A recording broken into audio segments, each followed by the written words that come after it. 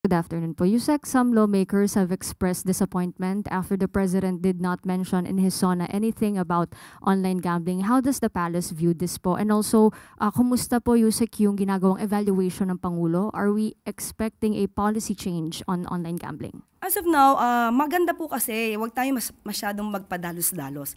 Minsan kasi nakikita natin ano ba yung sinisigaw ng taong bayan, pero yung iba, hindi pa po inaaral na mabuti kung ano ba yung magiging epekto nito sa bayan. Dapat muna po malaman natin saan ba nanggagaling yung kamalian. Doon ba sa license, online gambling app, o doon sa mga hindi lisensyado. So dapat malaman natin saan ba nagugumon ang ating mga kababayan sa sugal. Doon ba sa mga illegal na gambling app? Example na lamang po natin. Recently, alam natin na ang isabong wala na. Ang isabong noon nakakapagbigay ng revenue, ng tulong sa pamahalaan.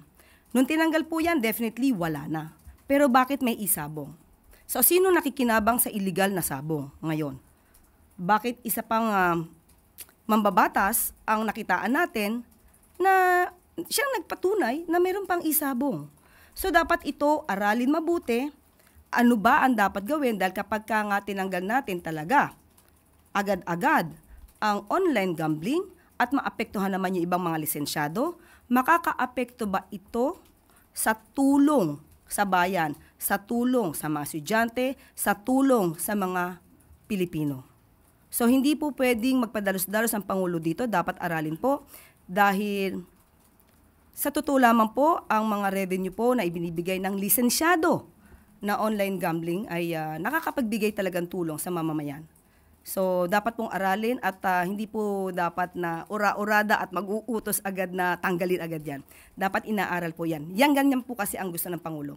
Inaaral bago magpadalos-dalos sa aksyon.